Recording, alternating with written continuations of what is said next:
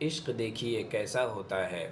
میں نے اس کو زنجیر سے آزاد کرتے ہوئے کہا تو لیلا کی ملکیت ہے، جب تک تو زندہ ہے آزاد ہے۔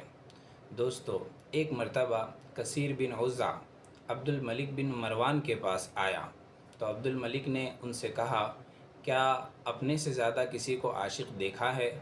تو جواب میں کہا، ہاں، ایک مرتبہ میں جنگل سے گزر رہا تھا تو وہاں پر ایک آدمی اپنی جال پھیلائے ہوئے بیٹھا تھا۔ میں نے اس سے کہا کہ کیا بات ہے، تم پریشان ہو، یہاں پر ایسا بیٹھے ہوئے ہو؟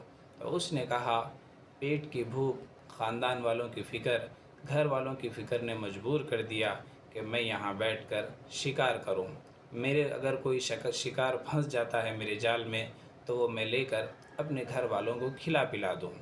چنانچہ یہ سننے کے بعد اس نے کہا کہ کیا اگر میں تیرے ساتھ میں بھی شریک ہو جاؤں تو اس شکاری میں مجھے بھی حصہ ملے گا؟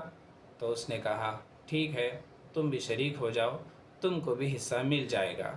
بہت دیر بیٹھنے کے بعد ایک اچانک ہرن بھاگتے ہوئے آ رہا تھا اور اس جال میں وہ ہرن پھنس گیا۔ جیسے ہی پھنسا تو وہ جو پہلے سے شکار کے لیے بیٹھا ہوا تھا وہ اس شکار کو فٹاک سے آزاد کر دیا۔ آزاد کرتے ہی دوسرا شخص جو اس کے ساتھ حصہ دار بن کر بیٹھا تھا، اس نے کہا کہ کیوں بھائی، آپ نے اتنے دیر کے بعد یہ شکار آیا اور اس کو تم نے آزاد کر دیا؟ تو اس نے کہا، اصل وجہ یہ نہیں تھی کہ میری بھوک ختم ہو گئی یا میرے خاندان والے گھر والوں کی فکر نہیں تھی۔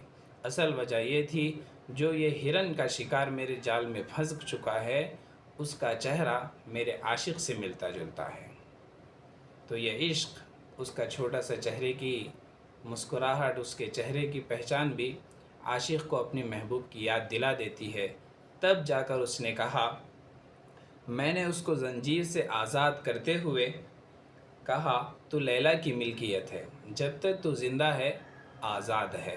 تو دوستو، آج کے دور میں بھی ہمارے سے پہلے لوگوں میں بھی ہمیں دیکھنے ملتا ہے کہ کچھ لوگوں نے اپنوں سے ایسا عشق اور محبت جتائی، اگر اس کا نکاح بھی ہو گیا یا وہ دنیا سے بھی چلے گئی تو اس کو یاد کرتے ہوئے خود نے نکاح نہیں کیا یا خود کی زندگی کو داؤ پہ لگا دیے۔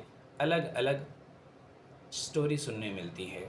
تو دوستو، آپ کو یہ سٹوری کیسی لگی، یہ واقعہ کیا پسند آیا، تو آپ ضرور لائک شیئر کریں اور ہماری ہمت افزائی کریں اور اپنی دعاؤں میں یاد رکھیں۔ اور یاد رکھیں، ایسا عشق جو ہمیشہ رہے گا وہ اللہ تعالیٰ سے عشق ہے، محبت ہے۔ لہٰذا ہمیں فانی چیزوں سے بڑھ کر باقی ہمیشہ رہنے والی چیزوں کی طرف بڑھنا چاہیے۔